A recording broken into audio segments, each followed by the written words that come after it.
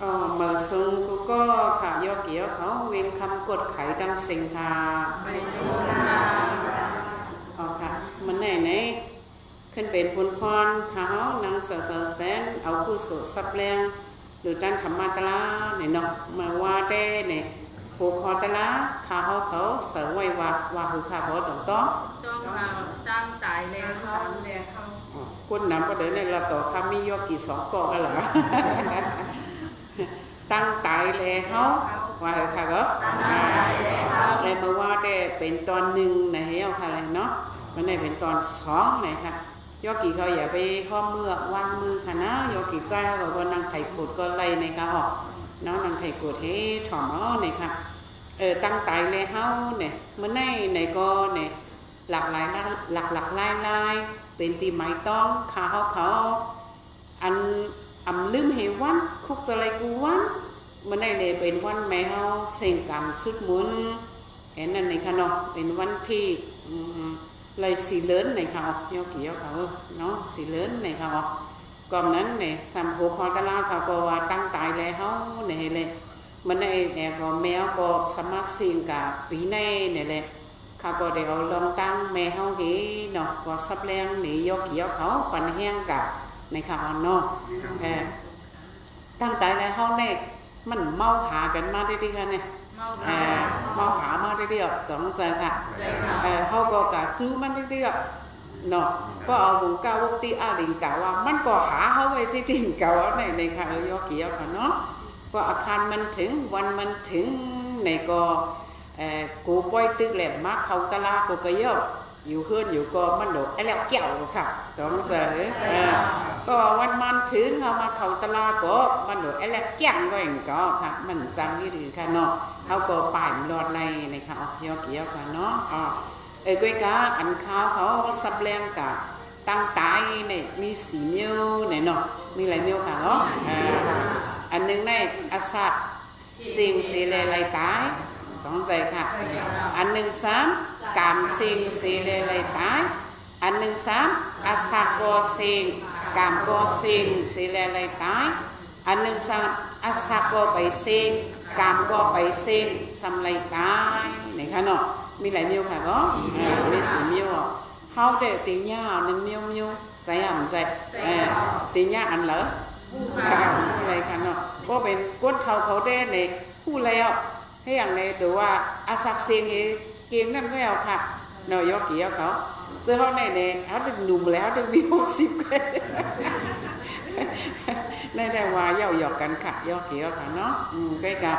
บางเพื่อนในก็ลุกล่างกว่าอันตั้งอูเมก็มีอ่ะเนาะมีค่ะมีค่ะเลยก็ไม่เนี่ยอันมาเพราะว่าค่ะเดี๋ยวเอาลองตั้งเมย์เขาปืนเมย์เขามาซับแรงนี่ในเด้เนี่ยเมย์เขาเด้ในอันตั้งใจสีเมียวนั่นบอกว่าอาซาโกเซงกามโกเซงนั่นเอาค่ะยกกี่เขาเนาะก็ไม่อันกับใจเลยตั้งใจนั่นเนี่ยเขาอาศักแต่รายการคุยตายก็เขาไม่รู้เลยตีเป็นไม่สองเนี่ยตีเป็นย่อกาอีสังเหตุตายก็ไม่รู้เลยสองใจค่ะไว้กาเมย์เขาในเด้เนี่ยพอดีเอาปืนมันมาลาดเนี่ยมันเด้เป็นย่อกาเหตุตายเนี่ยค่ะอ๋อเนาะทบตั้งตายกาเนี่ยค่ะอ๋ออันยอมเลยทบตั้งตายแน่ก็เอาปริศสมุปบาทว่านี่ลองตั้งนั่นน่ะนี่เอียงค่ะอยู่ลายเหตุตายเนี่ยมันมีแหละยกกี่ยกเขามันมีลองมีตั้งกูเมียวอ่ะอันในเขาว่าปริศสมุปบาทในเขากำมันปริศสมุปบาทสุดิมาชินเนี่ยเลยกูเบียบยาลุชีอาจารย์อาจูเสสตาวุคอเรวันนี้เขาว่าเอากำไตเขาว่าก็มันมีลองตั้งเนี่ยอ๋อมีอีกอย่างเขาลองตั้งในเป็นกำไตเขาก็เอากำปาลีวาเดมันกับเขาอันเป็นปริศสมุปบาทนั่นน่ะค่ะเนาะก็ไม่แม้ในทุกตั้งตายกะโอ้ทุกก็พังละก็เป็นโยกาไหนมันเลยมีอันที่นี่มันให้ไหนนั่นเขาจองบอกค่ะก็ไม่แม้ในเป็นโยกาอีหังในโยกีเขามันเป็นโยกาสลึกออกก็เอากำถึงเจ้าว่าได้เป็นไซโกลแม่นไหนนั่นเขาโยกีเขากำมันว่าลิคองไหนนั่นกันนะในเขาในซ้ำแห้งไว้ตั้งปูตั้งอายนั่นค่ะเนาะกูก็ค่ะอำยาให้หมูม้วยในค่ะเนาะ ยาก็ยาห้างก้อยนั่นน่ะมันเป็นตีรีไอแหลมป้อนนี้กันไหนนั่นเขาแมวเนี่ยอาจ้องว่าใส่กลมันนั่นใส่กลแมนไหนเอาสมดเจี๊ยบออกเลือดเป็นเจี๊ยบเป็นยางหึงเนี่ยเห็นดิเพราะวันหนึ่งเลือนเลยที่ตูขันเท้าเนี่ยมันเป็นเจี๊ยบไปเอายามันแค้นมันมีหนองมันเจี๊ยบวุ่นติ๊กๆเนี่ยอันไหนในใกล้หมอเป็นแก่นสาวเกี่ยวเขาอย่าไปป้อนเลี้ยงยอกะค่ะเนาะบางเมี้ยวในเขาเหลือเอาการให้เจอให้อุตุยอาหาราในเขาเพิ่งอิงกันในเขาเหลือกันเลยกับยุดกายย่างก็บางอันในยอกะบางอันในยาก็แค่หนอยาก็แค่หนอน้องใจค่ะผู้ประมาเขาเป็นวัดเป็นอันใช่ไหมเขาอยู่ให้ในขยามยาก็มันต้องแค่หนอน้องใจค่ะยอกะบางเมี้ยวในซ้ำในหรือระยะจงไปแค่หนอยอกะบางเมี้ยวซ้ำยาอยู่ก็แค่ในค่ะเนาะแกนลักอีหังก็เนี่ยวริยาเปกามในมีอยู่ในก็เขาเหลือเอาวริยาที่ก็เขียมจ้อมนั่นก็ค่ะเขาแห่งกับจับผังเลี้ยวก็มันไล่ในค่ะเนาะก็ไม่แมวในเด้เนี่ยก็ไม่ยอกะเนี่ยเอาป่นกะยอกี่ยอเขาป่นกะในก็ตัวแม่ชาเขาก็ร่ำหู้ถ้าว่าแมวเป็นหางลายอกะก้นเท้านั่นนะ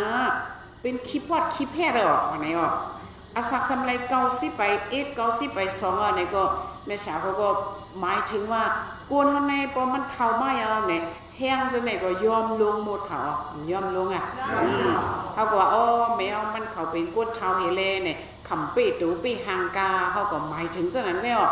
เห็นนะเนี่ยก็ป้ากับป้าไปอยู่ที่นั้นค่ะยอกี่ยอเขาก็ไม่เจ้าสาวอีแม่สาวในห้างสมมติเจ้าสาวสุขมอเต้เนี่ยเขาก็มกึดอ่ำลือเฮปอกนั่นน่ะตัวยอกี่ยอเขาเพราะว่าปังตะลากดขายยาวเนี่ยเขาบอลลุกขึ้นกับเขาดีเซนวีเอาไอ้ไหนค่ะเลยค่ะก็ว่ากดขายเซนวีเขามาหลีวันหนึ่งเขาว่าสุละตีผุยว่าเวกเซนวีสุเนี่ยผุยก้าตัวกดขายต้องผุยเหวไม่ว่ายอกี่เขาไปอยู่กันเนาะว่าเขาผุยไหนได้แม่แสเขาได้ก็ตื่นเต้นไรกว่านั่นน่ะก็ไม่ว่าออกหวายเนี่ยข้าหมายแจนจอสำไก่กับจู้ปีน้องไต้เขาอันมีอยู่ที่เมืองกะลาเนี่ยเมืองอาสามในเขาใต้อาสามในยำนี่หนูให้เนาะอันไหนในเขาก็มีใจหักคือเห็นเลยเกียรติเคให้กังมันเมืองกระตึกภูเคนเขาตั้งอาตันมันนี่ปูรากในนั่นขนาดเนาะใต้เขาในก็มันมีหลายคือค่ะแหละยอกี่ยอเขามี30ไปนั่นขนาดเนาะใต้คำจีนั่นในเขาก็กัดแขนเขาก็หายอกี่ยอเขาอันมันนัง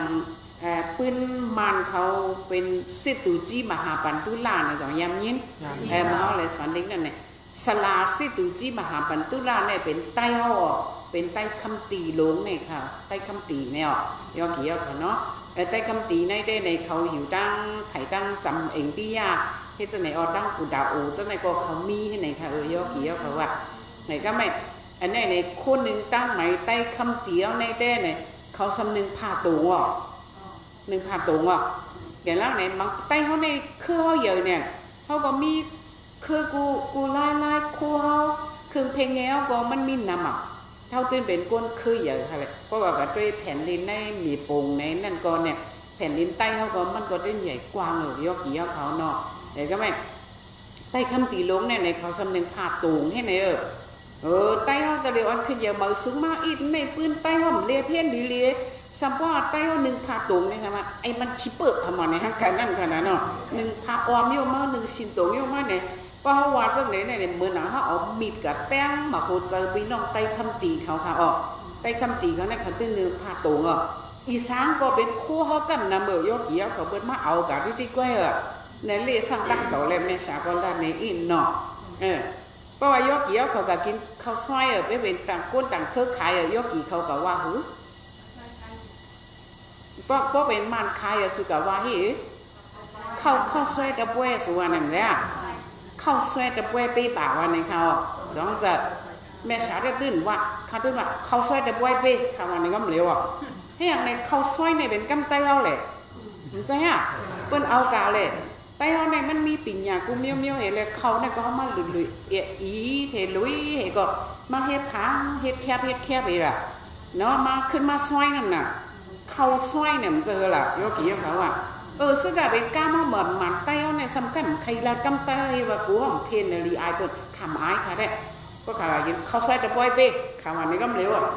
เข้าช่วยเราเบี้ยกันมาเปี้ยปูเข้าช่วยสื่อเราเนี่ยเราเช่นสกัดค่ะกวันนี้ยกกี่ยกเนาะการห้องน้ำค้างน้ำเครื่องห้องน้ำหมดเบี้ยก็มองแลช่องสองยำยิ้มซื้อเจ้าก็ว่าคือละมองแลช่องกับไหวเป๊ะมาหนึ่งใจค่ะอันไหนในเป็นกำไตเราเปิดขึ้นยาให้มันดูแบบดอกกำไตเรามันบอกว่าเขาหลอดช่องไหนออกเนาะเขาในเขามาเฮ้เด็กก็เอาช่องอันนี้ทุ่ยก็เอามาอีให้มันหลอดกะให้ตู้เป็นอ่อนร้อนมากน่ะเขาจะใส่น้ำอ้อยน้ำขันในกินนั่นขนาดใส่ถั่วลีหน่อยนี่นั่นน่ะเป็นตั้งกินไตเอาเนี่ยเขาขึ้นกะลืมไปเลยเขาขึ้นวานั่นไหนท้องจะหายกับเขาจ่องปวงหรือยอกี่ยอขนาดก็ไม่ในห้าจอก็สันเดเลยกับปุถุยตังลาดังสามปุ่นในออกเลยลูกตีเมืองมันในขี่อย่างขี่เฮวินนี้กับลูกตีเมืองไทยปั่นเก้าเยอะลูกตีปั่นเก้าขึ้นขี่กับที่เมืองกะลากูกาตาเนี่ยค่ะก็แบบที่กูกาตาขึ้นขี่เฮวินกับแค่ที่กูหาตีเนี่ยก็แบบกันนั้นเนี่ยเขาจะไงเอากามาหักเขาให้กว่ากันนั้นยกกี่ยกเขาก้อยกาเขากับเขากันนั้นเนี่ยแต่กูดึงตั้งไหมเนี่ยมันทำใครเหมือนกะลาไข่อีเด้อเขามาไหมให้ตรงไหนเหรอใจเขาอ่าน1 2 3ก็ตึ้งเหมือนเฮายกกี่ยกเนาะให้นั่นเขาค่ะได้เดลัยขึ้นกับปุดปีปังตลาปุดตีในปังตลาเขาได้หอมซีเมปอกมันเนี่ยเมืองเนี่ยมันเนี่ยค่ายกับที่ให้ไหนก็ไม่เนี่ยมือเผื่อว่าจะสุขาเมาคาเขาค่ะก็ติดกับปุดปีปังตลาดีพักกัน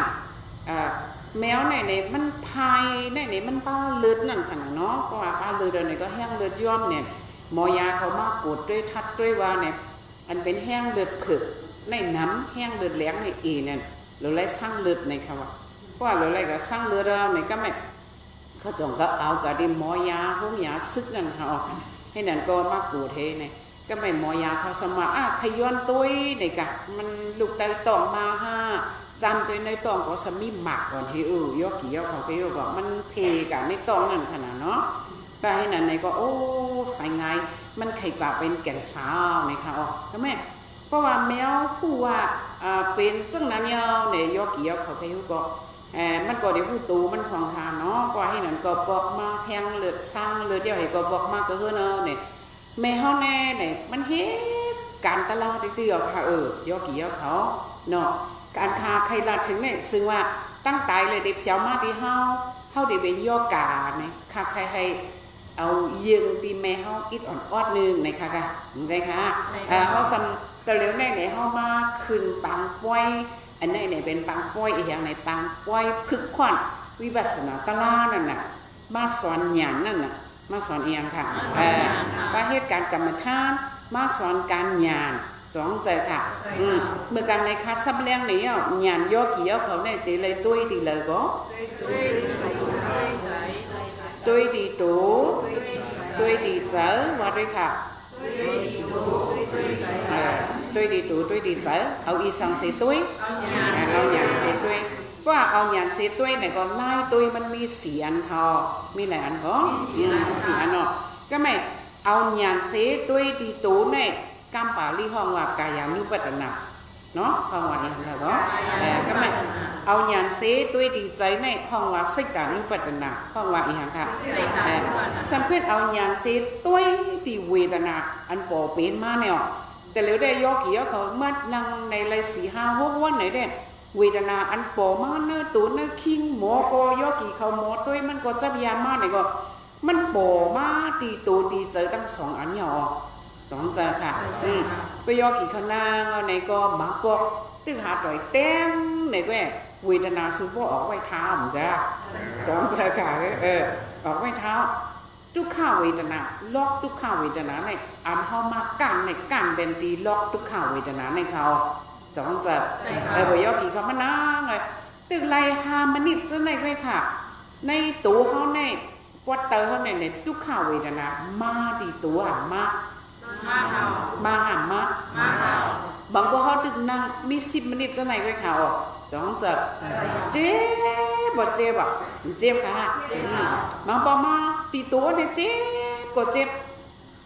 จ็บมาด้วยดีเจอก็ออกเจอมือบอกเจอกว่ากิ๊กกว่าแก่ออกค่ะ คนใจก็ว่าใครเอาเสียว่านั่นค่ะคนใจไอ้ไรงานมันใครงานอย่างไรนาดีก็ไปต่อยละน้อยเนาะรับตาเลยในก็มันใครมีสมาธิตาห้องก็มึนบ่มึนเนาะในก็มันกับตัวนาลีกำเดียวใจค่ะเมื่อพ้องตูทุกข้าใจทุกข้าเนาะก็กับด้วยนาลีสมัยหรือสมือหนึ่งผักไปกันเนาะให้ไหนด้วยกับข้าจ้องจะ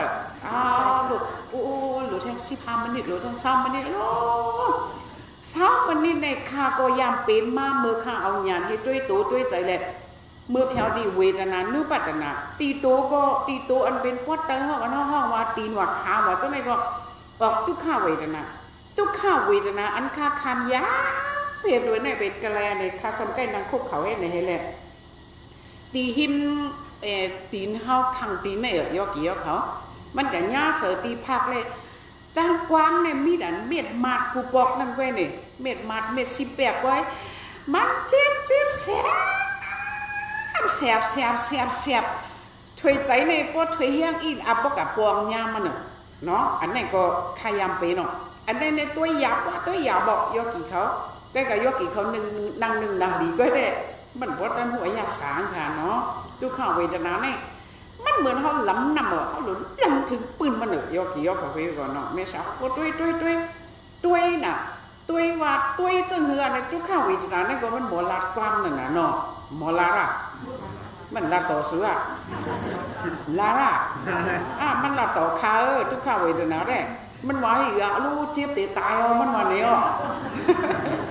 ว่าก็วันนั้นเนี่ยข้าวันน่ะข้าสอนยอกี่ยอเขาไว้น่ะก็เหตุการณ์ตะละเขาหรือก๊อกเต็กที่นั่นขนาดเนาะหรือก๊อกเต็กที่ในข้าสอนมันอันง่ายมันก็เปิ้นก็เดี่ยมสอนข้าได้ก็ข้าปองใจจังไหนข้าก็มาซ้ำแหลงอย่างนั่นน่ะให้ข้าพระปองใจก๊อกเต็กที่ได้ดิกำไรก็เขากล่าวว่าเป็นเกาที่ดิ้งนั่นเขา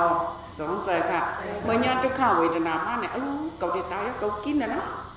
ขาก็เนี่ยเด็กพูดลูกำมาดีตายพาเขาโยนในใจเขาในมันออกมากูลายค่ะเนาะแกละค่ะจะว่า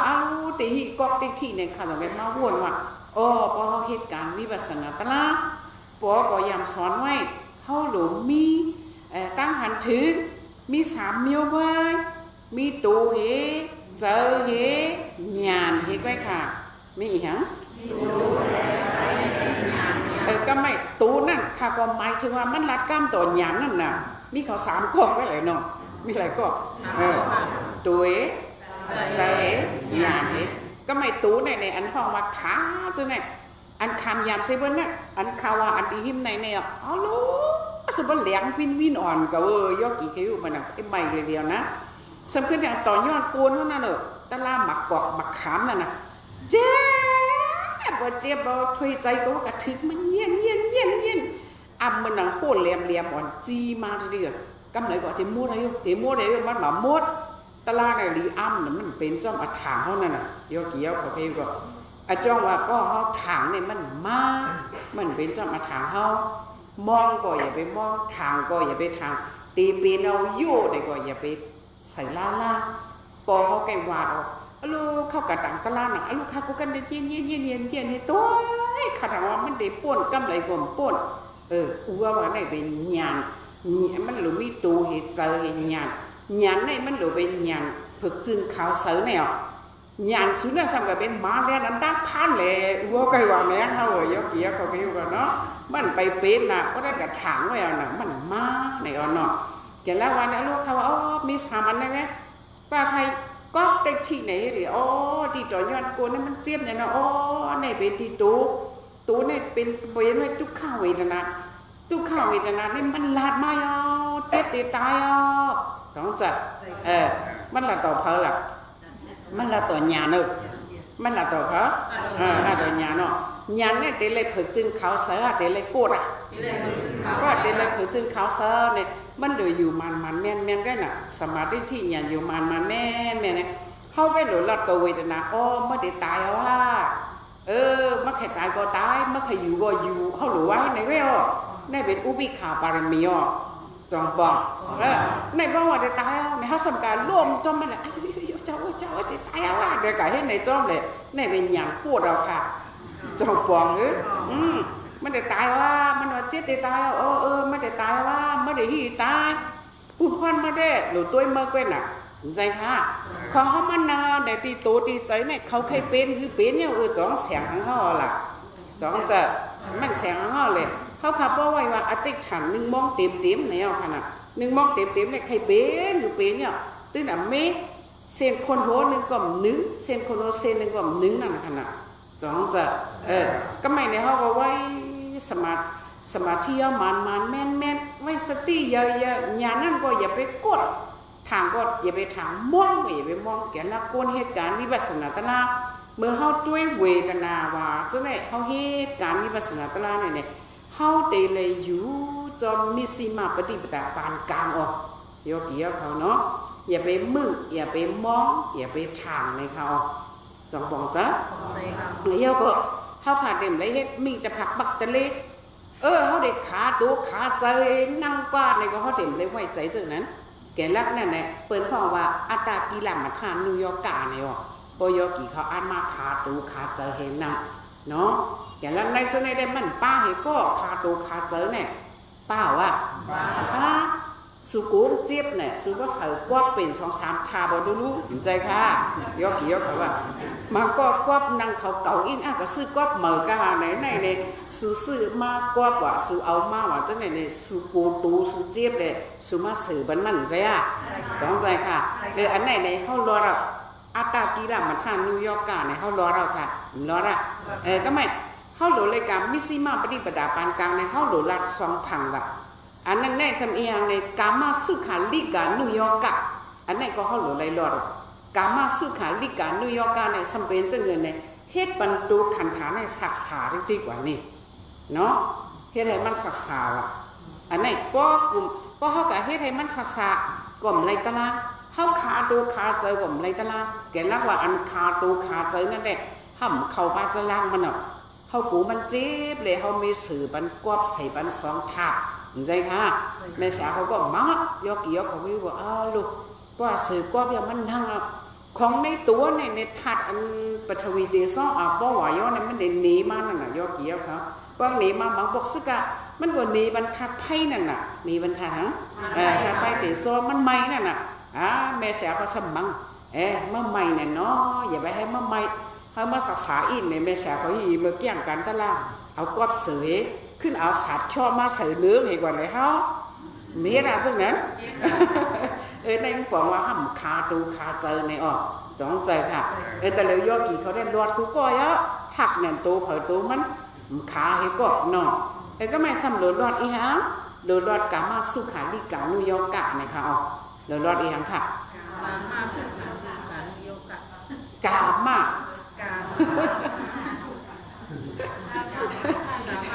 เขาหลุดเลยรอดอันไหนคะเนี่ยอันไหนในกามาสุขาลิกานิวยอร์กอันว่าบอกว่าทางไหนมันเจี๊ยบมาเอาก่อนเฮ็ดให้มันอย่าไปเฮ็ดให้มันสักษาว่ะเนาะยอกี่เขาเนี่ยอัปเดตคำอันไหนแม่สาวตัวนี่แหละซื้อมาคำดีกามาสุขาลิกานิวยอร์กเนี่ยพอมันเจี๊ยบอุสุสมเฮ็ดหรือล่ะเนี่ยจักเอาหมอนหูจะในเย็ดดิๆนั่นน่ะใจต้มป้าหมอนหูมาตึ๊กขวักกว่าก่อนเฮ้ยไม่กินไหนแหละ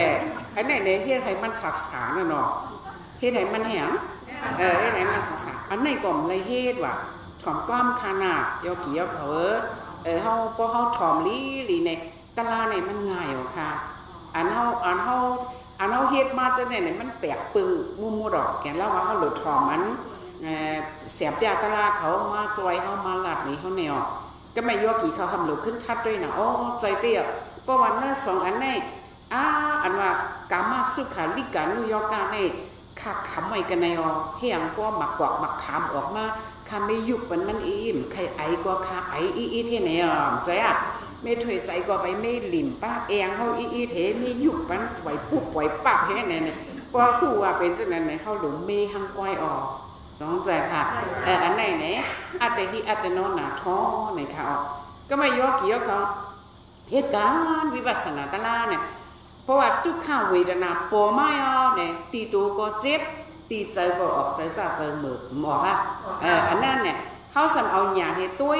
ขา2ก้อนเนี่ยก็เขาว่าเนาะขา2ก้อนอันนั้นแม่ชาวาดีตูเลยเจอเนี่ยจองปองก็ ขาสองก่อนี้ขาบอกไว้ทุกข้าเวทนาตั้งสองก่อสองจะ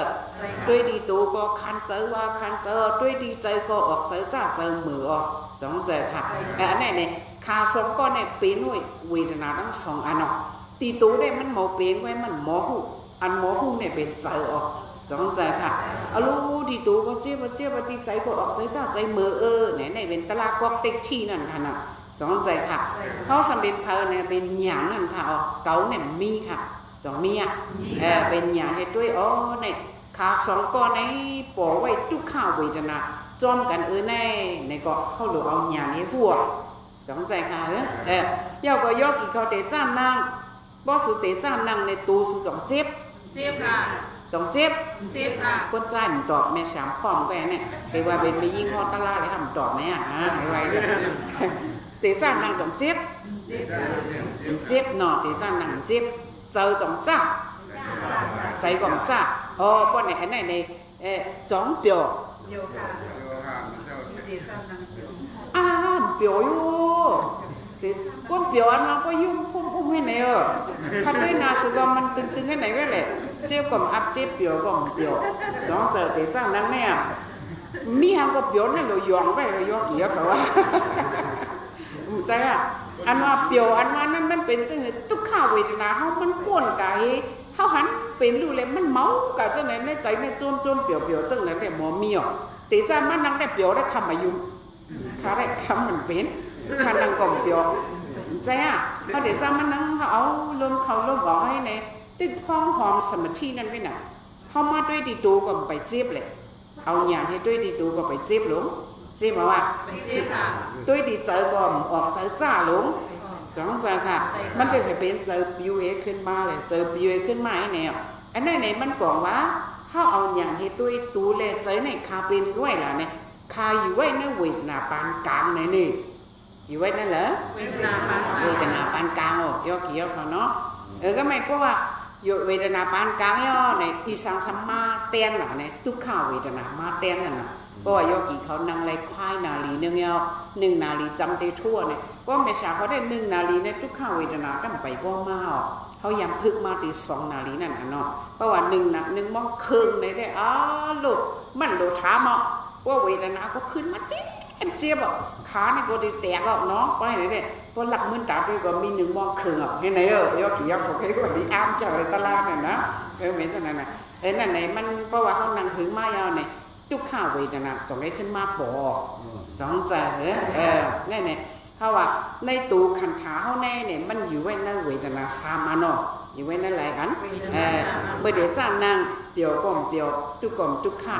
สองใจค่ะพอมันถึงมาหนึ่งมันทุกข้ามาตูก็เจ็บมาโกนมาขึ้นมามวยมาเจอก็จ้ามาเบื่อมาสองใจค่ะ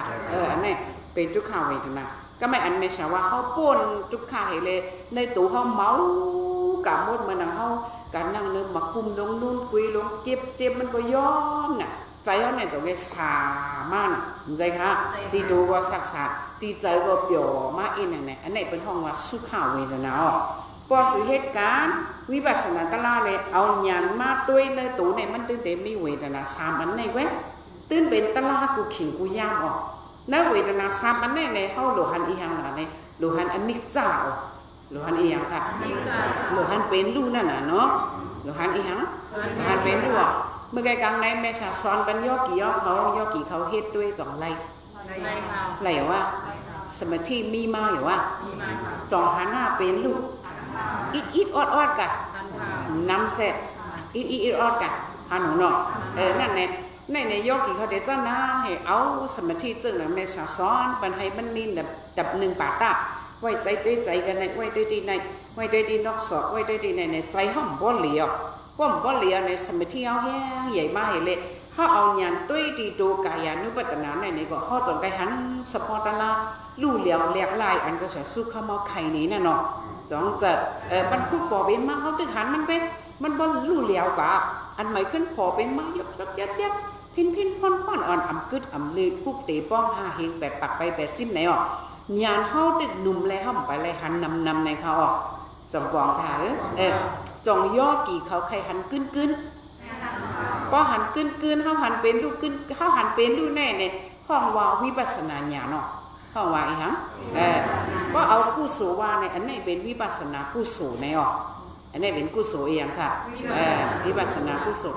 วิปัสสนากุศลในก้นเหตุการณ์วิปัสสนาตลอดอันมาเขาวันยาวมันปองสะพอตลอดเป็นลุยมันหันเป็นลุกันในวิปัสสนากุศลในมันจอยเลยเข้าในหลอดอเปสองจารอยอกี่ยอเขาเปิ้นห้องว่าสุนาโซตบันในเขาห้องว่าอีหังอันนี้เนี่ยสุนเลยสุนเป็นมันหลอดสองจารในนาลายก่อนในกว่าเอาคันถามมาเพราะตายอ่ะเพจก็อ่ำเลยเป็นในต้องหมูต้องหมาวัวควายตะลิกสันก็ในก็อ่ำเลยกว่าใครขึ้นเขาต้องกวนกว่าอะไรอ่ะใครกับเบิ้งผีกว่าอะไรอ่ะมันหลอดสองจารอ่ะในเป็นวิปัสสนากุศลค่ะอันนี้เป็นสุนาโซตบันในลาดเย้าลาดแทงให้โยกีเขาปองในค่ะอ๋อสนใจค่ะก็ไม่เขาสมมตินั้นเขาถามกันเนี่ยโยกีเขาใครรอดหนึ่งกำมาใครรอดเตะขึ้นโคไลลงกันนี่ป่าน่ะใครรอดเตะเนาะกูมันเสียขาวิธามในกำหนึ่งใครรอดเตะวะเพราะว่าใครรอดเตะสู้เจ้าหลุดคัดเจอการตลาดให้มันหันเป็นลูกกึนเนาะให้มันหันนำออกอันหันเป็นลูกกึนอันว่าเนี่ยอันไหนเป็นห้องว่าปรวาวิปัสสนาญาณเนาะตาเตหันเป็นลูกกึนถ้าพอหันเป็นลูกสุดกันนั่นยังอ่านเขาหรืออะไรถึงดีเป็นลูกสุดนั่นค่ะหรืออะไรถึงดีเหรอเป็นลูกสุดหรอก็ไม่ตาเตเป็นลูกสุดเพราะเขาเอาปริจจสมุปบาทว่าตาเตเป็นลูกสุดเนี่ยปยเกี่ยวคอมไปเป็นปรวาวิปัสสนาญาณแห้งใหญ่หันเป็นลูกน้ำมันไปสุดเลยจองบอกเขาสำหรับหันเป็นลูกน้ำออกจองใครหันน้ำอันหันน้ำเนี่ยเป็นห้องว่าปรวาวิปัสสนาญาณเนี่ยอ๋อก็ไม่ตาเตหันน้ำเนี่ยโลแห้งสมาธิอ๋อ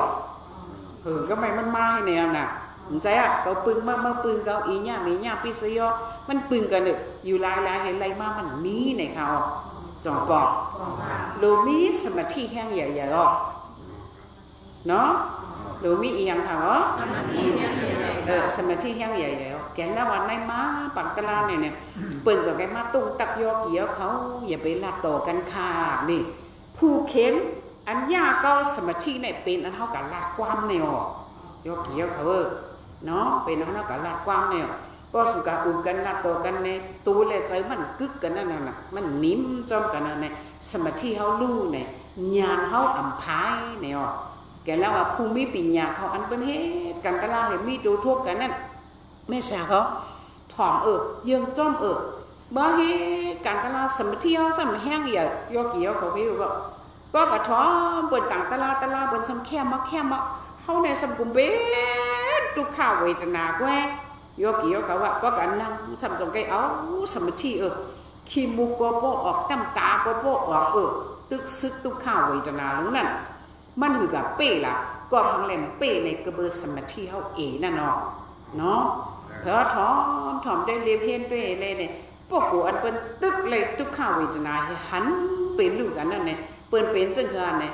สมาธิเปิ้นมีหนึ่งเปียทุกข้าวเวทนาว่ามีหนึ่งเปีย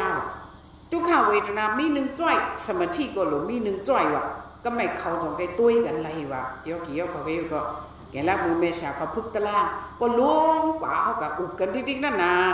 พอเป็นขึ้นแต้งในกะกันนั่นขึ้นมาเอาลงเขาลงออกสมาธิอะไรแห้งเยอะทุกข้าวเวทนาลงบ่มุด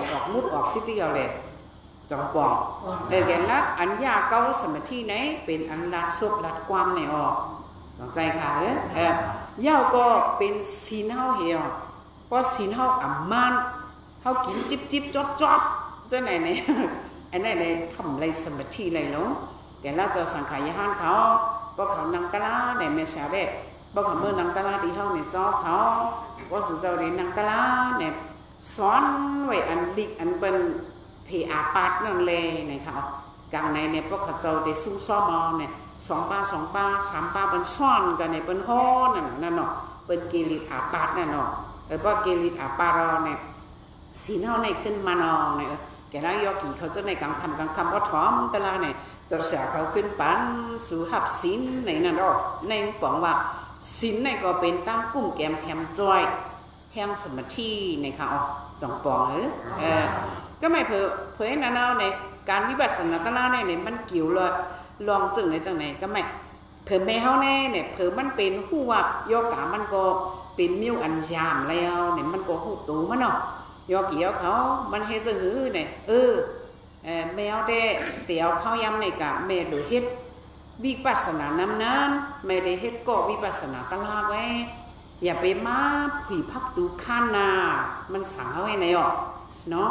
เพราะว่ามีตะลาในเกี่ยวอยู่ก่อนเลี้ยวอ่ะจะต้องเจอค่ะอันเข้ายำมีนั่นเขาเลยเหตุการณ์ให้วิปัสสนากู้สูในแห้งใหญ่มากน่ะว่าให้แห้งใหญ่เนี่ยมันได้เข้าเป็นมักขู่กู้สูนั่นขณะโยกีเขาเนาะในก่อนนั้นแมวแน่เนี่ยมันปันเข้ากับปีพักดูข้านมันขับก็ว่าเป็นข้าวกินกลางไหนมา7 โมงครึ่งจะได้เนี่ยมันก็ลูกยิงข่าวก็เอาน้ำซุปหน้าให้ใส่ปันมันซุปหน้าล่างตายเอาเนี่ยเขาแกก็ซื้อปันมันเหมือนในคาใจถึงแมวกูเมียวอ่ะมันในก็ทำเล่งถูกผู้ในเขานั่นน่ะเนาะมันสำแมงเขาก้นเท่าเนี่ยเขามีเคี้ยวอะไรมันใจค่ะอยากซื้อไปเยอะเลยก้าเห็นไหมก้ากับเขก็ไม่สมองแต่ว่าเขามีเคี้ยวนั่นน่ะ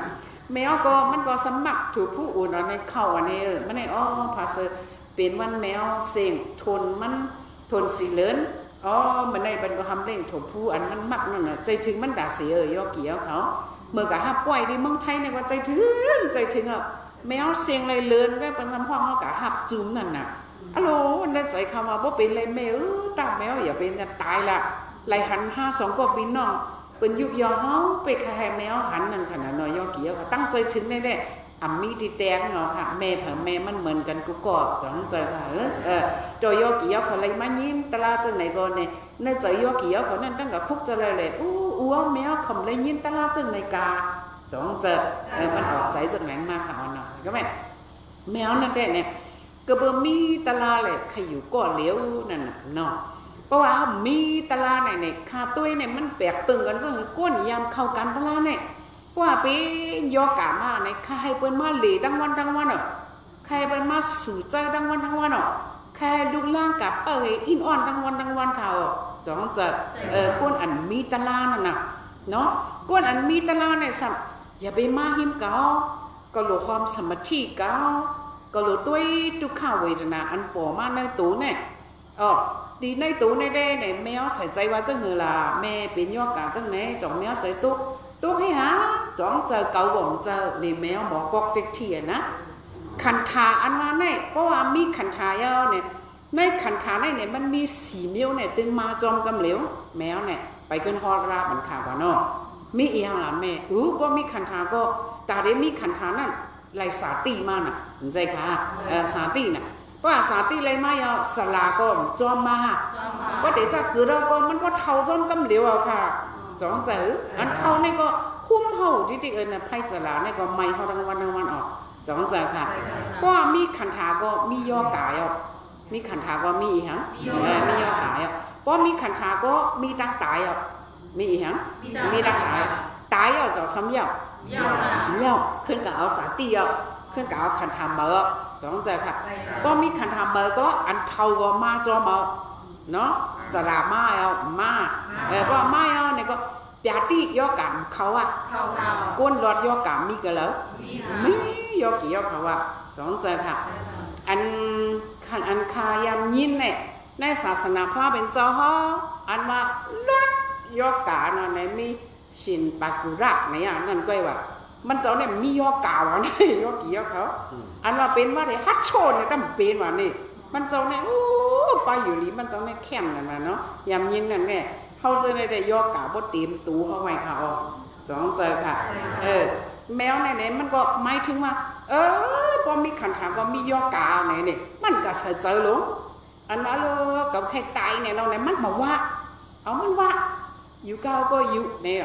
พอจะเช้ากับทำแม่ในเป็นอีหังมาบุงนอกว่างมันว่าไหนก็เร็วแกแล้ววัดตลาหักเขาสอนเนี่ยแมวสอนมาทั้งในเขาก็เจ้าตื้อกับที่ตูเขาอ่อนเนาะข้าก็เมื่อไหร่เป็นวันแมวเสียงกับอะไรสีเลยในก็มาหลานในยอกี่ยอเขาเนาะแมวก็มันใครเป็นก็บ่อยเป็นนั่นน่ะเดี๋ยวจะให้ละ อาการให้ใจอุตุอาหารเราเมื่อมันตึงมีในวุฒิยาโดยยามันยาวันไหนยอกี่ยอก็เป็นว่ามันก็เสียใจเนาะกินสารวันนี้มันเจ็บบอกเลือดไม่ยอกี่ยอก็เป็นก็มันก็น้อยเนี่ยเอาสมาธิมันเดียวมันทำไม่ถือไว้พ่อแมวดุแมวเดี๋ยวห้องสูเนี่ยเอาอันเป็นอันมีเนียงก่อนนั่นน่ะมีพอเอาเนียกไหนมอติ้งดองเนี่ยคือnó này méo yếu này kham này bông lũ họ này nê còn tinh tông này hố họ này liền cả chú cái này họ toàn lan oan kham này có anh nay phải mẹ họ mẹ món này tinh tông nàyมันบนแลนอ่ะกะห้องในสองไพ่จะไหนดีนาเสียงนะนายหมอนห้องไหนค่ะแมวว่าเซ็งกะอย่างเนี่ยเซ็งนาลีมอติ้งตองเนี่ยเขายางตีนเขาเมลุกเนี่ยตั้งแต่อักไทยแลนด์กับจู้ฟองตีนอนแมวยกกี่ยกเขาเจอติดกันเจอหอยกันปียี่กันนั่นขนาดนั้นเลยเป็นขนาดนั้นก็ไม่แมวเนี่ยอย่าไปมากำมาก็เอามาส่งเขาอย่าแมวกี้อย่าแมวเดี๋ยวนอนกันล่าเนี่ยไว้มันมาไหนก็เขาเลยเอามันพึ่งเอานั่นค่ะยกกี่ยกเขายกกะก็เขาตูมาที่นั่นน่ะเนาะก็ไม่เพราะว่าจีในเพราะว่าก้นมีตะล่าเนี่ยเขาใครเป็นมาอินอ่อนเขาเพราะว่าเปิดมาอย่างในเพราะว่าเปิดขึ้นมาอย่างในซ้ำขึ้นข้าเพื่อลูกหลานเนี่ยก้นมีตะล่าเนี่ยนะก้นหมอเฮตะล่าเนี่ยก็สมองถึงเขาลาลีเฮตีเขาเนี่ยผมก็ไว้ก้นเลี้ยวได้ให้เราไปเลยจ้ายกกี่ยกกับว่าไม่ใช่ได้เป็นนั่งยิงฮอตลาดอะไรอย่างเก่งนั่งสมีเห็นกับน้องใช่ไปว่าจะลาลีเฮตีเขาขมคุกจะเลยมือก็หาเลี้ยงเขาบ้าเกี่ยวอะไรก่อนเนี่ยจ้าไปเป็นก่อยกเหมือนบ้าในวันนี้เนาะแมวของมีตลาดในสมัยไปกำมาสุมาผุยพักตูเจ้าในสมัยที่ลัวสมัยในว่ายกกี่ยกกับว่าเนาะก็ไม่ว่าขับเปลี่ยนความเมื่อถามแมวเป็นค่าแมวน่ะมันขันใจเราว่าเนาะแล้วอยากกล้าเพื่อนไหนแมวเนี่ยแมวเขาเนี่ยเขามีสีน่ะคำแรงน่ะยอกี่ยอเขาไม่ใช่ว่าแมวคนไหนทุกข้าวเวทนาแมวเนาะแมวหมอเหตุการณ์ตลาดเลยเนาะพวกทุกข้าวเวทนาแมวปอมาแมวเอาวิปัสสนาลักนาเฮตึกตีตึกเนาะแม่เนาะเป็นเรื่องแม่ตึกไหลว่าเขาเนี่ยมันวางเรื่องค่ะบางกำก็ตึกไหลบางกำก็ปลายนี่ว่าเนาะมันบอกว่าปลายอันนั้นในสมาธิมันมีเหมันไหลหนึ่งกันนั่นน่ะจงใจค่ะเพราะว่าเขาหนึ่งกันเอาในเป็นลูกอันปลอมก็ออกเอาน่ะบอกอ่ะแต่เลยยอกี่เขาก็สุ่มมีสมาธิทุกข้าวเวทนาสุปอมาแม่สาวว่าอยู่ในสมาธิค่ะแลเส้นโคโนนึงก็อย่าเป็นหนึ่งอติทันปารมีคันธีปารมีแลพระเป็นเจ้าเกี่ยงกรรมการตระเนี่ยเอาปารมี10 ป้าออมล้อมมาก็ไม่อันปารมี10 ป้าเนี่ยเขาก็หลงมาเจอเตือแม่สามสอนยอกี่เขาก็ไม่ยอกี่เขาคันธีปารมีเยี่ยนเนาะจงเจอค่ะก็ไม่ในเพราะว่าคันธีปารมียอกี่เขาหักกายเนี่ยสูงหนึ่งย่าเพราะว่าหนึ่งย่ายเนี่ยสมาธิสูงรั่วเพราะว่าสมาธิสูงรั่วเนี่ยอันเป็นเจี๊ยบลงจอมลำขาเขาว่าตอนย้อนโกนซะเลยมันซานพื้นผ้าพายออกกานั่นเป็นเท่านิ่มเลยมันซานเขาหนึ่งเลยมันซานนั่นเขาซุ่มน่ะสองใจค่ะอันเขาปลายมันนั่นน่ะสองใจค่ะแมวเนี่ยมันก็วันนั้นตีแล้วแมวมีตลาดเลยนอเนี่ยข้าก็แก่ปูหาปลาเฮซ่าเลี้ยงแมวสถัดยืมย้ำตลาดเลยสติแมวไว้ใหญ่ๆนาอย่าไปบรรทุเลยเจอผัดกันนาวริยาแม่ฮอคัดเจอที่ดิกนาแม่เนี่ยเวทนาโปเบมาตื้อกันเนี่ยเอาอยากให้มันหันเป็นลูกเนี่ยมันบอกว่าหูมันจอมผูกก้ามมือยอกี่ยอเขาให้อยู่ก่อนเนาะยอก็สัญญาอันหนึ่งอันหลุยเยืองแม่เขาแน่เนี่ยก็ไม่เนี่ยอันเอาเหตุการณ์วิปัสสนาตลาแน่เอาหยานเสียด้วยดีตูในห้องว่ากายานุปัฏนาเอาหยานเสียด้วยดีใจในห้องว่าสิกานุปัฏนาตีตูเลยตีใจในเขาโปเวทนามามังกำโกเปียวมังกำโกทุกขามันเป็นโฮมกันไว้มังกำโกตีตูทุกขาตีใจสำอังจ้ามังบอกสำตีใจเนี่ยจ้าว่าเจ้าตีตูในทุกขาก็ไปบอกจังไหนก็มีจงยกกี่เขาย้ำยักแม่ฉันในย้ำยักบอกต่อถึงแต่เร็วต้องไปลืมเหตุบอกนำไปลืมเหตุบอกยกกี่เขาไปบอกกังเนสีนาลีแม่ฉันเขาว่าเปียตลาดสีปอกมันนั่นเขาบอกตึงหนุ่มๆกี่เขาว่าลูกนางตาจอมเปิดเนี่ยสีนาฬิกาไหน เขานังตะลาในยกกี่เขาหลงไว้สปีใหญ่ๆมันแคบนั่นค่ะกาวไหนเนี่ยนะเฮ็ดสั่งในยกกี่เขาก็ขามซีนเฮทอมธรรมะตะลาเฮขามซีนเฮเมื่อนอนใจค่ะล่ะยกกี่เขาเนาะเมื่อนอนไหนก็เนี่ยเพราะว่าเปิ้นใจต้องเฮายกกี่เขาว่าตื่นมาลุกมาเฮาเนี่ยนั่นใจยกกี่เขาเนี่ยมันเซอเนี่ยเนอะใจอ่ะมันเซอเนี่ยเนอะเฮาก็มาลูกกะไผน้อยไผโลเฮาก็ขึ้นกะนั่งตะลากูตกลื่นเนี่ยมันเป็นใจกูสัวเนี่ยเนาะเป็นเนาะรู้บางเฮ็ดอันนั้นกะเฮ็ดว่าจังไหนในเจอเฮาในพ่วนว่าหรือเฮ็ดกันตลาดนี่ก็โซอันลีเนี่ยมันบ่เหมือนพันผักกาดให้ปืนออกกาวเลยยอกี่ยอเขามันเป็นใจกู้สู้มันเป็นใจกู้สู้ออกกาทีเดียวยอกี่เขายามมาหรือก็โดมานั่งตลาดมาค้ามปริญญาเนี่ยเมื่อพ่อกำในจังไหนเนี่ยเจอเฮาในห่ำไปเลยว่นอันมาตุ๊บมาตับมายุบมายาบให้มิวนั่นเขาจ้องเจอประมาณนั้นเนี่ยสมาธิก่อนนี้เนี่ยตลาดชูก็ใกล้ทุบมืออันเฮาตึกจึงจากต่างไสนั่นเลยยอกี่ยอเขาเนาะในเกกาเวทนาเลยมือเวทนาเขาตึกเป็นนั่นเจอห่ำออกกันนาเขาหัวเป็นดูเลยอย่างหูมันอยากกันไว้อันนั้นอารมณ์ใครข้าวเตะป้วนนะโยเตะเป็นอันนี้เนี่ยใจตันหนาเขาเนี่ยมีเขาหัวตลาอันเดียวไว้เนี่ยเมื่อพ่อเขาเจอในสมาธิเขาก็แห้งเยอะเนี่ยมันไก่ทบตลาเบอร์ในเกกาเวทนาเนี่ยตันหนาเนี่ยหยาดเขามันลัดเข้ากับให้ไหนเขาเนาะเข้าใจใช่ไหมน่ะเพราะว่าเตมันแค่หมดกันไหนเนี่ยเนาะก็ไม่พอเขาก็อยู่ก็เฮือนเนี่ยยอกี่เขาลูกมาเนี่ยสุ่มเขาจะไม่เหมือนกันก็ห่ำลูกจอมตลาให้ก็ตื่นอยู่หน้าพาไปก็ได้กินอีหยังเหมือนไหนเนี่ยพวกวนอะไรมันใจค่ะอันนี้ได้ครับแล้วไม่ใจห้องน่ะเปิ้นว่าหุงไว้ต้มไว้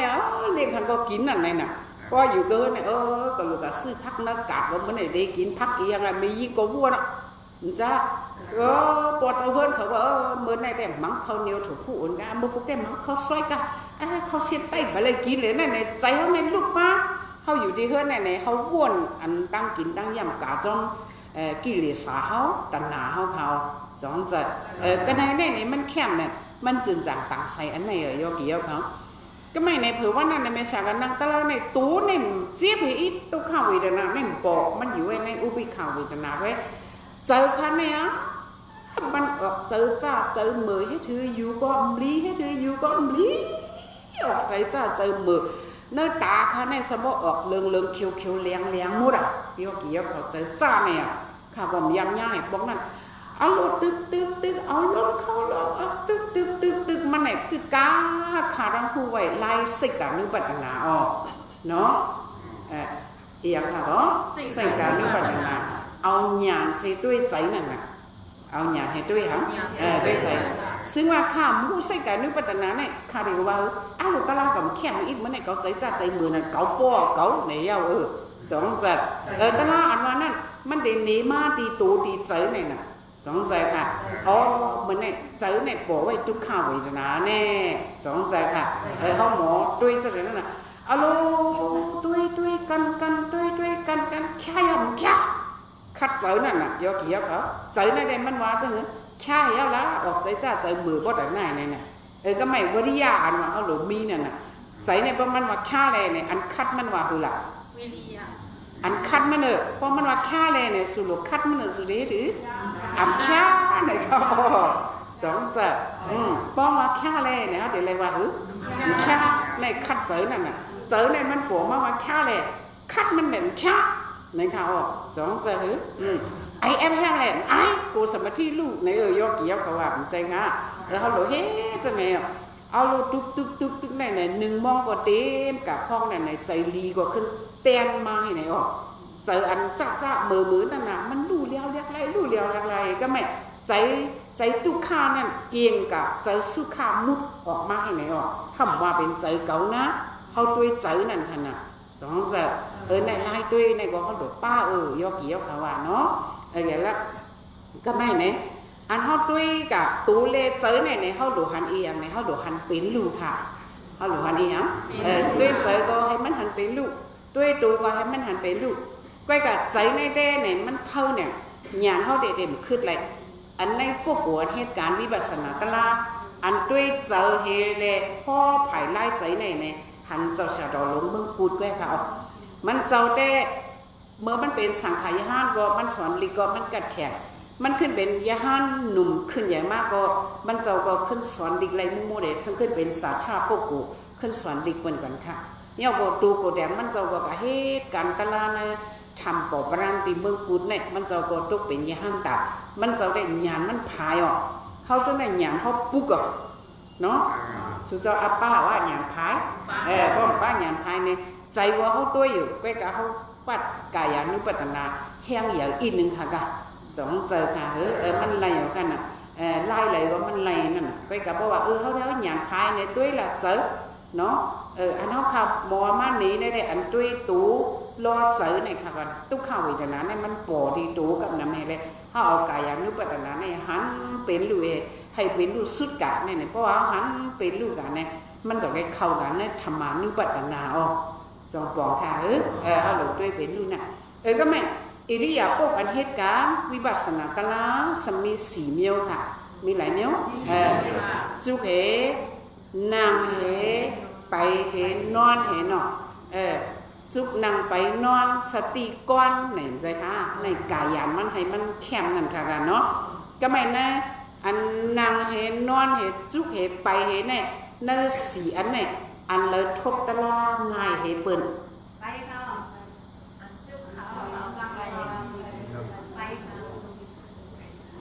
อันก็เอามาไปก็เอาเนี่ยจ่องไปจ่องปลาเข้าไปอ๋อจังนะค่ะถามกันเนาะบางก็มันหูแว่นเกี่ยงจ้องนั่นกะอันคาใครรัดเนี่ยคาใครเกี่ยงจ้องกะจ้องใจค่ะในอิริยาบถ4อันเนี่ยอันทบตะลาง่ายเหเปิ้นเป็นอันไปเอายกกี่เข้าไปด้วยเลยเนาะเมื่อหนังจะจังจันติหมาเนี่ยเป็นเมื่อหนังลูกใจพาเนี่ยเมื่อคำไป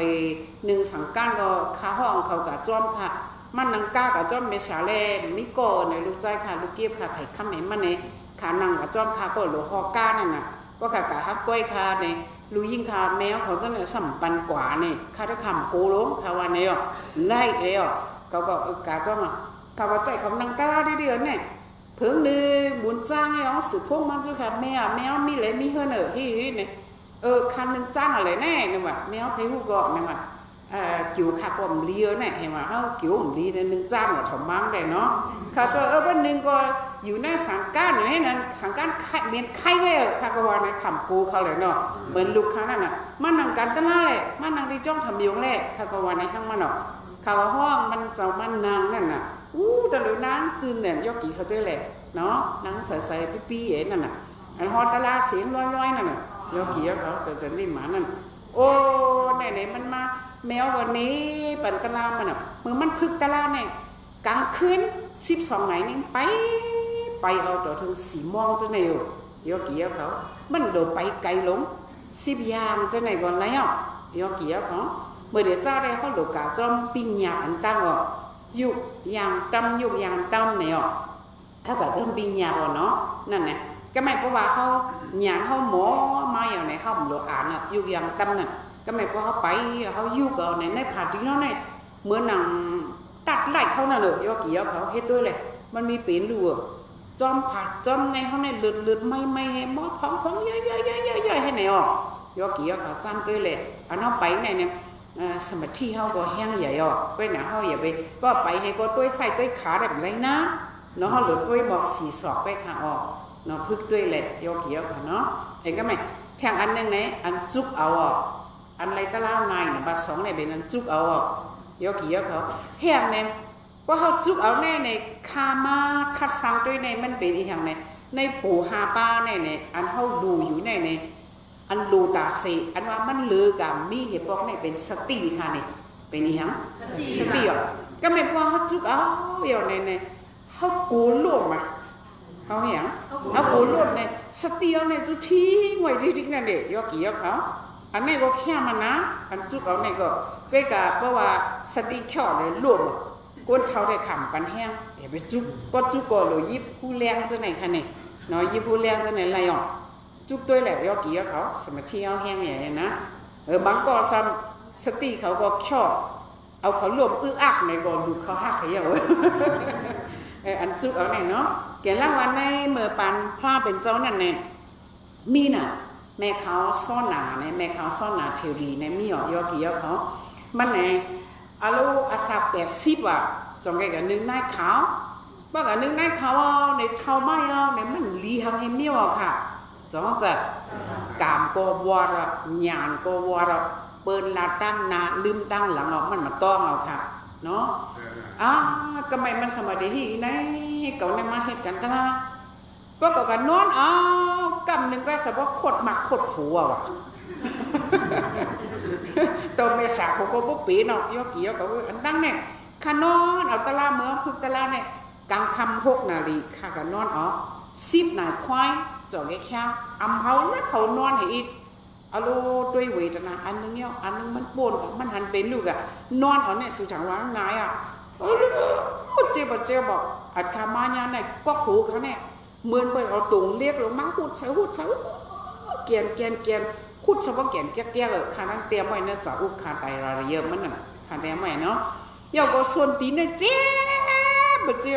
ยกกี่ยกเขาเหมือนเปิดเอาน้ำเนี่ยตอกใส่เตี้ยเนี่ยเอ็มนี่ก็ไม่ใครฮัก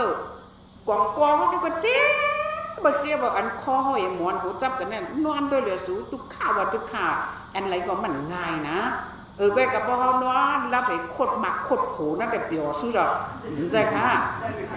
สิงโขนห้องกะโคขดหมักตะลาโผตะลาอะไรมักขดเอาโคหมักขดโผพอปังตะลาจำตียอสมวาเฮอละในสิงโคนสมักก็ดูปักก็ดูโผเห็นไหมล่ะมันรอรับบอกไหนก็รอรับเห็นนั่นเลยบอกนั่นเนาะเห็นน่ะก็ไม่แม่เขาซ่อนอาเทรีเนี่ยลูตีนอนเอาก็เป็นตีนั่งเอาก็เอาเพราะว่าก็ในกลางวันบ่ขี่หัวลอยเนี่ยนั่งเอาเนี่ยสำเป็นที่3เลยกันเนยอกี่ยอเขาอันนอนเอาเนี่ยสำคิดถึงเป็นมุมเนี่ยลูแม่เขาซ่อนอาเทรีว่าเก่าเนี่ยเราคัดใจกันตะไลอาซาก็ตีเลยอยู่ในเนี่ยนะว่าเนี่ยก็ไม่จะว่าลูตีไปเอาเนี่ยตีไปเอาก็สำปูร่วมนั่นน่ะใช่ไหมคนเขาเนี่ยสันตื้นเนี่ยนั่นขนาดเดเป็นตาคือตามัวกับแต่แล้วในข้าของอับตาเขาใครหมดอยู่ในข้าตัวนาสุนัยเป็น2 ทาวันนี้มาเป็นตาเจ็บและ10 วันจ้องหมอแค่นวะถ้าเสือหรือหัวก้ามันเนาะก็ไม่แม่เขานั่นว่าเท่ามากกว่าตามัวกว่ามาจนใช่ค่ะยอกี่ยอเขาให้ไหนนี่มันจะว่าก็ดีที่ไหนก็หลุดจุกเอาตะลาไว้เอาก็ไม่เผื่อจุกเอาตะลาเนี่ยก็ไม่เนี่ยนายเขาอ่อนนายเขาแอนนั่นในสัมเปิลใครจ้อมเมื่อเป็นก้นเท้าเนี่ยนะแกเล่าว่ากล้ามมันว่าโอแปะนั่นน่ะเนาะก้นเท้ามากกว่าเปิดแปะแบบเยอะกันเปิดใครจ้อมกินข้าวเปิดใครกุ้มเนี่ยก้นเท้าเนี่ยใจสันตื้นเนี่ยเขาพักกดตัวเพเนาะมันก็ซ้ำน้ำพักใบขึ้นออกให้ก่อนเนี่ยเนาะกายหัวมันบอกว่าแข็งนั่นน่ะเปิดมันใครกินข้าวกุ้มก็ไม่ได้กระถอมตลาจอมเป็นพระเป็นเจ้าสำเด็จฮอตลาที่จ้องคำสีตะวันวันแน่ก็ได้กระถอมมันเปิ่นปั้นกว่าว่ะในเขาทอมโลกะเปิดเกี้ยวไงในวันมันนั่นเป็นปิคุณีเขาเนาะเปิดเกี้ยวไงอย่าไปกว่าคนเขาในเป็นใครห้องกับทั้งหลายนั่นน่ะเนาะมันจะเก่าในว่าพาเสมาเฮ็ดในเขาบ่เท่าในว่าเท่าตกลื่นในการเอาเป็นบ่มใครห้องเมียวในมันทำอยู่จ้อมหวานนั่นขนาดใครเท่าแต่หนึ่งก็เยอะก็หวานเขาเล็กก็เขาหรืออะไรกันโตอันหวานใหญ่นั่นขนาดใจค่ะมันเป็นเท่านั้นก็ไม่มาเป็นผมใครห้องเห็นตัวก็ได้คัดใจกันตะล่าเนี่ยไว้ก่อนเนี่ยว่านั่นเขาสมัยขึ้นเจอกินก่อนว่านั่นเขาหนุ่มหวานซะนั่นถ้าเด็กกับทำตะล่าพอเขาปวดมาเนี่ยว่าใส่พื้นใส่ไผ่ดำน้ำไม่นาเขาหรืออาบน้ำมึกวันไหนวันไหนยกกี่ยกเอาไว้บอกเอาเว้ยเนี่ยว่าเนาะทุกข้าเนี่ยเนาะเป็นก้นเนี่ยก็กำคัดใจกันตะล่าสำคัญเกิดเป็นขันถาจังไหนก็เขาเป้กินเมื่อเป้กินเขาเตี้ยกินกันให้ไหนอยู่ที่อ่ำเยาอ่ำว้ายเขาได้เขาอะไรตะล่าในวันนี้มันก็เฮ้โดยกูลาเหตุเผยว่านั่นเนี่ยมันจะว่าจะจุกเอาตะล่าว่ะนี่เนาะแต่ที่ก็เดี๋ยวจุกเอาอาศักแต่สิว่าเดี๋ยวจุกเอาซ้ำปูร่วมวันนั้นพระเป็นเจ้าห้องตะล่าสัญญาว่ะยกเกี่ยวกับมันก็อยู่เกิดเกี่ยวไงการตลาดเนี่ยมันก็จุกเหกยิบเสานี่ยกกี่เขาพวกใครจุกนี่1 เสา 2 เสา 3 เสา 4 เสา 5 เสา 6 เสา 7 เสา 8 เสาผู้เลี้ยงไหนไหลอยู่แหละเสาจังไหนเนาะโอ้กอดเสาเองก็จุกการตลาดว่ะแน่ เอาลูปล่อยจุกแค่นั้นเอาเนี่ยก็เอาในทบตลาดช่วยเป็นยาหันตาเก่านายเขาซ้อนหนาเนี่ยนะเพื่อเป็นยาหันตาเก่าก็ไม่โอ้ตลาดก็เยอะคนก็เปลี่ยนจองคำสื่อด่วนมากเนี่ยเปิดมาบ่อนว่ะนายเขาเท้าเนี่ยข้าเราไปเลยมากกว่ามาปลื้มเปิดในการทำกับใครเฮ็ดเปิดมาใส่พื้นใส่ไพ่ไว้ไพ่กองเสาคือดูเขาหล่ออาบน้ำเจ้าแน่เนี่ยว่ะมาบ่อนมันเพิ่งจะว่าสูโหลแห้งล่ะเจ้าเขาใส่ไพ่เนี่ยว่ะเขาหล่ออาบน้ำนะกะยิบด้วยเลยเนี่ยว่ะเพิ่งเขากะยิบด้วยน้ำในก้อนในคาเลยอุ่นตอดในก็อุ่นตอดว่ะก้อนในคาเลยอันเลือนเนี่ยก็คาเลยอันเลือนว่ะเนี่ยมันเอาพุ่งกันโค้งผ่านไว้มุดว่ะนี่ยกกี่ยกเขาแกแล้วว่ะพอเหตุการณ์วิปัสสนาตลาเนี่ยเขาหล่อฮัดฐานน่ะเนาะเขาหล่อเฮียงค่ะหล่อฮัดฐานเนาะยกกี่ยกเขาอันไหนอันจุกเอาเนี่ยก็ไม่ซ้ำอันนวดเอาเนี่ยเด็กปลื้มเปิ่นค่ะออกเนาะเว้ยกาแมวเนี่ยเด้เนี่ยมันซ้ำให้ถือเนี่ยมันก็อาสามก็ใหญ่มากภูเขาก็เจ็บมากเนี่ยเขาจะว่าแม่มันกะจ้องเอาเนาะภูเขาแมวก็เจ็บกามันว่าเนี่ยจำเหตุการณ์ของก็นั่งเหตุก็ได้ก้อนพักว่ะมือมันเนี่ยถึงเฮ็ดเดี่ยวจ้องเดี่ยวพี่เจ้ามือแมวเนี่ยค่ะนะ50 ปีเมืองเนี่ยเฮ็ดเดี่ยวพี่จ้ามันผ่าเหวว่านาแมวเนี่ยยกกี่ยกเขาไปบอกก็ไม่ว่าให้นั่นเนี่ยแมวเด็กนางตลาดจอมเปิดว่าหูเขาแมวเจ็บก็เกี่ยวนะก็กลุ่มกะว่าหูเขาเจ็บอีเหตุการณ์ตลาดไหนเด็กเขาเด็กซุนจาเลยว่ะเขาเด็กเหี้ยค่ะซุนจาเลยแมวเด็กล่ะเนี่ยเอาตังค์นั่งเอาตังค์ในตามมันเสาอีนี่ตัวถึงจะเร็วจีนั่งเขาทำไข่กบอ่อนมันมีไว้นั่นก่อนเนาะทำไข่ลงเยอะกี่เยอะเขามันนั่งเห็นไหมเผื่อก็ไม่ไรมาแทงสามเลย70ไป75เนี่ยหมอบีบสมั่มบีบก็เกี่ยวเฮาอ่ะก็ไม่จำเป็นแม่ฉาปืนนะโยเนาะหมอบีบก็ดีมีเศษนาค่ะก็มามีเป็นเขาตั้งเกี่ยวให้อะไรใช่ไหมเขาหักเองเนาะเขามาแนวอ่ะเขาดำย่างเนี่ยว่ะลูกแค่บอกว่ามอหลันก็รบเนี่ยมันอยู่เมาเลยเนี่ยว่ะปลาเขาอย่าไปเข็นไว้นานเนี่ยว่ะแมวเขาซ้ำกูน่ะยกกี่ยกเขาซ้ำกัดจืดไว้นั่นน่ะเผื่อมันรักแต่ซ้ำเอาเองคัดแบบอย่าไปว่าติแค่ละเอายอกะแองคัดแบบยกกี่ยกเขาไม่ก็เอาลูกติขึ้นบีบก็กลัวน่ะก็ไม่เอาจ้ายอกะแองคัดนั่งเอาก็ซ้ำแล้วน่ะก็ไม่แมวดำนั่งแล้วก็กลางวันซุ่มซ้อมอย่างในเมื่อเนาะเขามาหักแมวมือแบบตลาดวันนั้นจังว่าอีลี่อ่ะปุ๊บมันหนุนนั่งไว้กับใจนอนเอาก่อนไรโอเล่นี่แมวในนอนเอาตลาดในใครมีหมอกเศร้าปีจะไหนยกกี่ยกเขานอนเอาก็ไม่บ้า32 ไหนเนี่ยเขาเพียวๆซิมๆนอนเอาตลาดค่ะก็นอนเอาตลาดเนี่ยก็ไม่ต่อถึง3 นาทีก็3 นาทีนั้นใครรับก็รับมันว่ะพอมันตื่นก็ขึ้นตัวเป็นลูกมันว่าในค่ะเนาะเฮ้ยแล้วเนี่ยก็ไม่ว่า4 ไหนในดูยิ่งค่ะเมื่อหักยาวมาแผวเนี่ยขึ้นไวพลาก่อนแมวเนี่ยมันเห็นไก่ไวพลา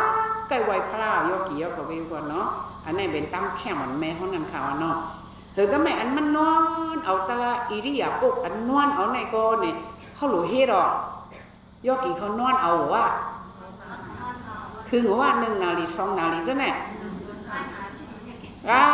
ปล่อยผีมาเนาะเป็นนั่นค่ะในมาแทงบันค่ะกะจ้องเจอค่ะกูปีก็ค่ะก็ดำพ่อแหละนอนแหนมใจค่ะข้ามไปมีดดูทุบในค่ะก็ไปหันเต้ๆในค่ะก็ลาดนั่นค่ะกะแกแล้วว่าเขาอัดถังเลขมันก็ไรอันนอนเอาตะลาไหนนะเขาหลุดตาคายออกหรือนอนตาคายค่ะน่ะยกกี่ยกเขาทำมาด้วยแมวเนี่ยเหมือนมันพึกตายไว้เลี้ยวยกกี่ยกเขาว่าเพราะว่ามาเป็นโยกะแกนสาลงค้ำตัวเนี่ยมันลุกนั่งไรห้างก้อยน่ะเท่ามาอันมันนอนเอาตะลามาพึกยามไว้เนี่ยเผื่อมันมาเป็นหูแดดพาหน้าแดดม้อนนอนในพาเนี่ยอันก้ามมันว่าอย่างหนาอันนั้นแม่ห้องเป็นนี่ยกกี่ยกเขาพอเปิดเป็นพอเปิดนอนคำพาหึงอินน่ะเนี่ยเจอกลุ่มคนจะเนี่ยหลอกมดใจค่ะล่ะแม่ห้องเป็นอันนี้อโจตลาอันมันพึกนอนไว้20 ปีเนี่ยค่ะยกกี่ยกเขาแค่มาเนี่ยแค่มอยกกี่ยกเขาเนาะแกเล่าว่าเขาหลุดพึกไว้เขาเสน่ห์สมบัติตั้งตายนั่นซึ่งว่ายอกาแผวมาเดียวเขาเลยตายจอมยอกาในเด็กเขาดิ้นเดเลยนอนจีพาค่ะ